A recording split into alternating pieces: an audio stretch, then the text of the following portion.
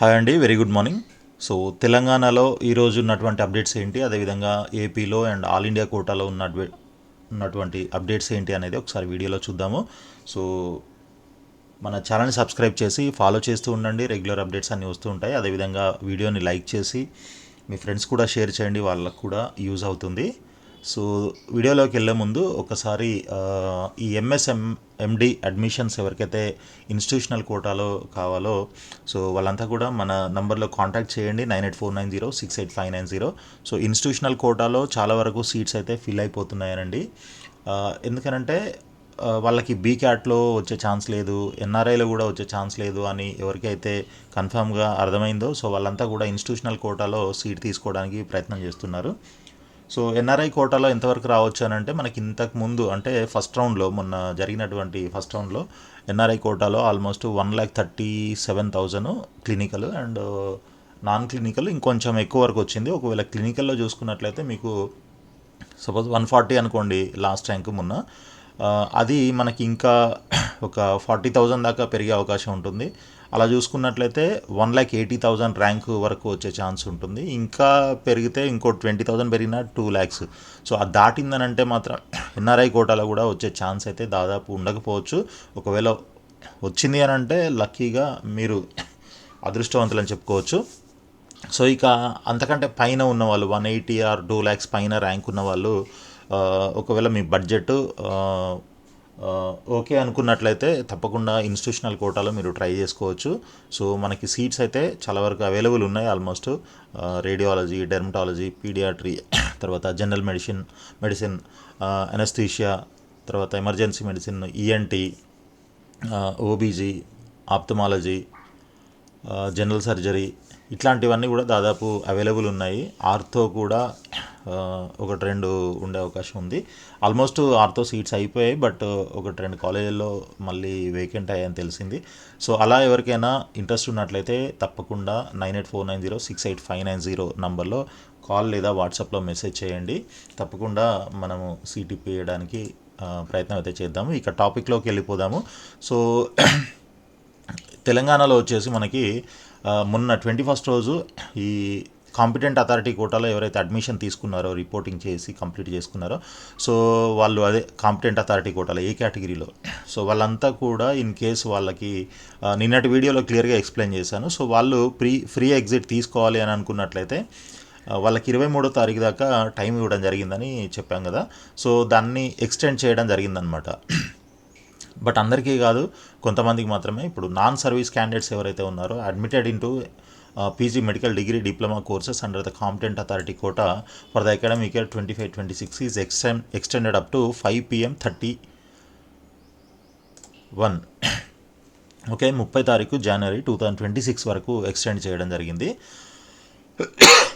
ఇకపోతే in service క్యాండిడేట్స్కి అయితే మనకి ఏదైతే మొన్నటి నోటిఫికేషన్లో మెన్షన్ చేసిన డేట్ ఉందో అదే డేటు రిమైన్స్ అనమాట. అదే డేట్ ఉంది. అంటే ఈరోజు ఈవినింగ్ 4 o'clock వరకు, 23వ తారీఖు ఈవినింగ్ 4 o'clock వరకు టైం ఉంది. ఇది ఇన్ సర్వీస్ క్యాండిడేట్స్కి. నాన్ సర్వీస్ క్యాండిడేట్స్కి అయితే అప్ టు 30th వరకు టైం ఉంది కాబట్టి నిదానంగా చేసుకోవచ్చు ఆలోచించుకొని. సో నిన్నటి వీడియోలో అసలు ఎందుకు ఎగ్జిట్ అవ్వాలి, ఎలాంటి సిచ్యువేషన్స్లో అవ్వాలి అని క్లియర్గా ఆలోచించుకోమని క్లియర్గా మెన్షన్ చేశాను కదా. సో అవి మళ్ళీ కావాలంటే ఒకసారి నిన్నటి వీడియో చూడండి. సో దాంట్లో క్లారిటీగా మెన్షన్ చేయడం జరిగిందనమాట. సో అయితే ఇప్పుడు ఈ నోటిఫికేషన్ చూస్తే మనకి ఒక డౌట్ వచ్చి ఉంటుంది మీకు. సో మరి థర్డ్ రౌండ్ ఎప్పుడు ఉంటుంది అనేది. ఇది competent authority quota already 2 rounds అయిపోయాయి. ఇప్పుడు ఫ్రీ ఎగ్జిట్ ఆప్షన్ ఇచ్చారు. అది 30 తారీఖు వరకు ఇచ్చారు కాబట్టి మనకి థర్డ్ రౌండ్ ఖచ్చితంగా 30 తారీఖు తర్వాతే ఉంటుందనేది దీన్ని బట్టి అర్థమవుతుంది. అంటే ఇంకా ఆల్మోస్ట్ ఇప్పుడు 23వ తారీఖు అంటే మనకి 30 అంటే ఇంకా వారం రోజులైతే ఉంది. సో 30th తర్వాతనే మళ్ళీ మనకి ఎగ్జిట్ అయిన వాళ్ళు ఎంతమంది ఉన్నారు అనేది ఒక నోటీసు రిలీజ్ చేస్తారు. దాని తర్వాత మనకి ఇమీడియట్గా థర్డ్ రౌండ్ నోటిఫికేషన్ ఇవ్వడానికి ఛాన్స్ ఉందన్నమాట. కాబట్టి అప్పటి వరకు అయితే ఈ వారం రోజుల వరకు అయితే మనకి ఛాన్స్ అంటే థర్డ్ రౌండ్ వెబ్ ఆప్షన్స్కి ఛాన్స్ అయితే ఉండదు. ఈ లోపల మనకి మేనేజ్మెంట్ కోటాకి సంబంధించి రేపటి వరకు ఓకే, మొన్న ఫస్ట్ రౌండ్లో ఎవరికైతే సీట్ అలాట్ అయిందో వాళ్ళందరూ జాయిన్ అవ్వడానికి, అంటే కాలేజీలో రిపోర్టింగ్ చేయడానికి 24th వరకు మధ్యాహ్నం 1 గంటకి వరకు టైం ఇవ్వడం జరిగింది కదా. సో దాని తర్వాత కొత్తగా కట్ ఆఫ్ తగ్గిన తర్వాత కొత్తగా రిజిస్ట్రేషన్ చేసుకునే వాళ్ళు 25వ తారీఖు దాకా ఛాన్స్ ఉందన్నమాట. సో దాని తర్వాత ఈ రిపోర్టింగ్ 24th అయిపోతుంది. ఎవరెవరు రిపోర్ట్ చేశారు ఏంటి అనేది ఫైనల్ లిస్ట్ అంతా కూడా యూనివర్సిటీకి వెళ్తుంది. ఓకే, ఇంకా వేకెంట్ సీట్స్ ఏమైనా ఉన్నాయనేది అప్పుడు తెలుస్తుంది అనమాట. దాని తర్వాత వేకెంట్ సీట్ డిస్ప్లే చేయొచ్చు. ఓకే, అదేవిధంగా 25th దాకా రిజిస్ట్రేషన్ ప్రాసెస్ ఉంది కాబట్టి ఛాన్స్. దాని తర్వాత అదే రోజు ఈవినింగ్ కానీ లేదంటే నెక్స్ట్ డే కానీ మనకి ప్రొవిజనల్ మెరిట్ లిస్ట్ కూడా డిస్ప్లే అవుతుంది. అంటే 26th అనుకుందాము. దానికి మళ్ళీ ఎవరికైనా గ్రీవెన్సెస్ ఉన్నట్లయితే అవి సబ్మిట్ చేయడానికి మళ్ళీ ఒక 1 day అట్లా టైం ఇస్తారనమాట. అంటే ఒక 27th వరకు అనుకోవచ్చు. సో 27th ఈవినింగ్ కానీ 28th కానీ మనకి ఫైనల్ మెరిట్ లిస్ట్ వచ్చే అవకాశం ఉంటుంది. సో కొత్తగా రిజిస్టర్ చేసుకున్న వాళ్ళు అండ్ ఇంతకుముందు రిజిస్టర్ చేసిన వాళ్ళ అందరికి కలిపి ఫైనల్ మెరిట్ లిస్ట్ ఒకటి డిస్ప్లే చేస్తారు. దానికి అప్రాక్సిమేట్గా 28th అని అనుకుంటున్నాము. సో ఇది కూడా అదే డేట్స్కి ఈక్వల్గా వస్తుంది 28th. అదే నేను అప్రాక్సిమేట్గా 1 day గ్యాప్తో చెప్పాను.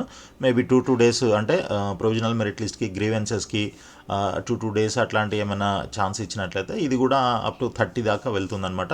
సో దానికి కూడా అంటే management quota second round web ఆప్షన్స్కి కూడా 28th తర్వాతనే ఛాన్స్ ఉంటుంది. 28th ముందైతే ఉండకపోవచ్చు.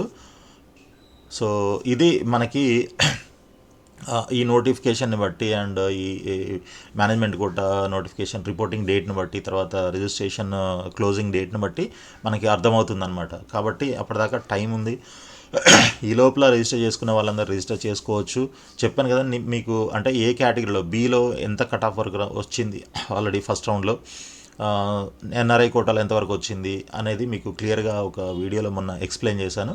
సో అదంతా కూడా మీరు ఒకసారి మళ్ళీ చూడండి కావాలంటే, మీకు అసలు ఎందులో వచ్చే ఛాన్స్ ఉంటుంది. దాన్ని బట్టి మీరు రిజిస్ట్రేషన్ ఎన్ఆర్ఐకి చేయాలా, ఓన్లీ బీకి చేస్తే సరిపోతుందా, లేకపోతే ఇన్స్టిట్యూషనల్ కోటా కూడా చేసుకోవాలి.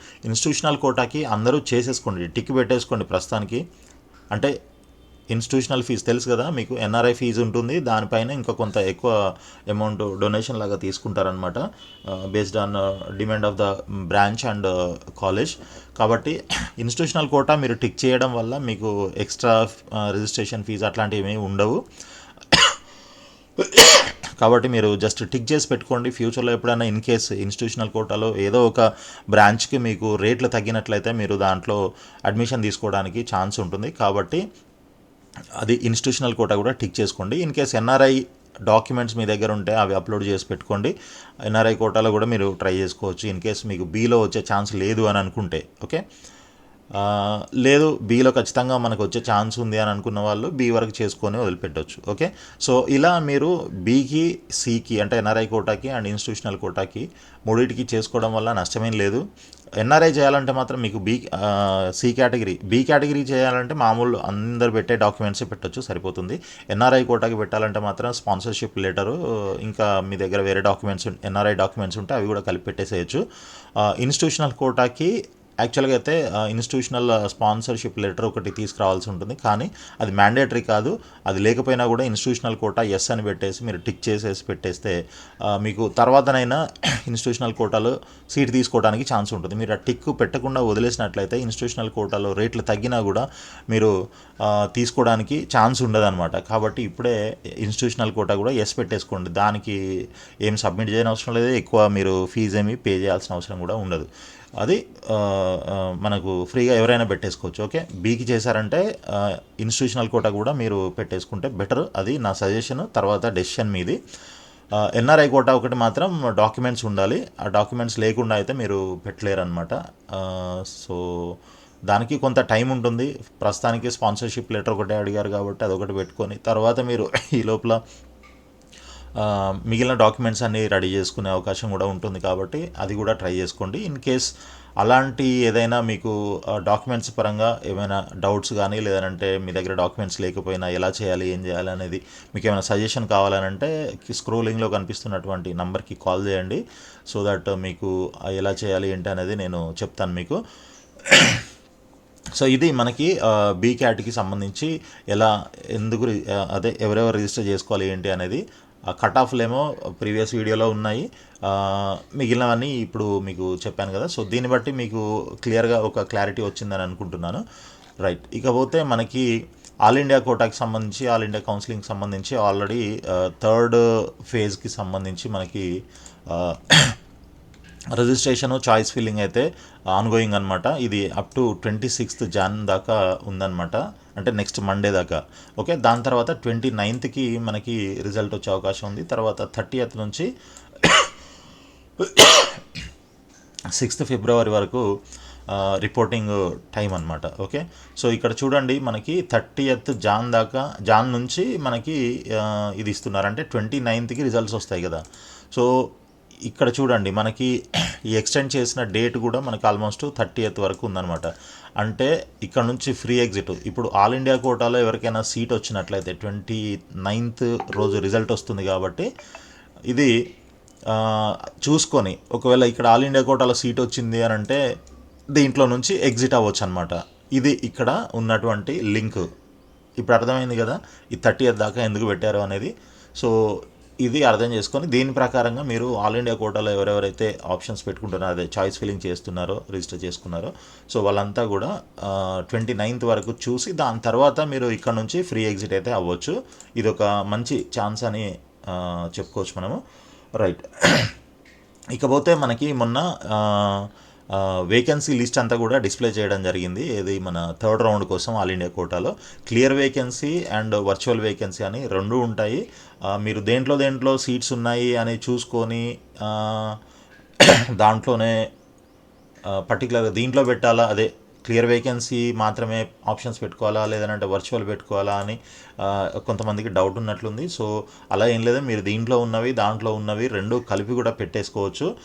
క్లియర్ వేకెన్సీ ఏంటంటే కంప్లీట్గా ఇప్పుడు ప్రస్తుతం ఖాళీగా ఉన్నటువంటి వేకెన్సీ సీట్స్ అనమాట.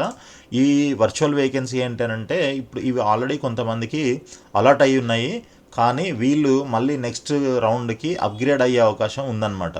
ఓకే, సో కాబట్టి ఇది ఆ రౌండ్లో అలాట్మెంట్ టైంలో అప్పటికప్పుడు వేకెంట్ అయిపోతుంది. అంటే ఈ క్యాండిడేట్ ఈ కాలేజీలో ఎవరైతే సీట్ తీసుకున్నారో ఇతను వేరే కాలేజీకి వెళ్ళిపోతే, వేరే బ్రాంచ్కి వెళ్ళిపోతే ఇది ఆటోమేటిక్గా ఖాళీ అవుతుంది.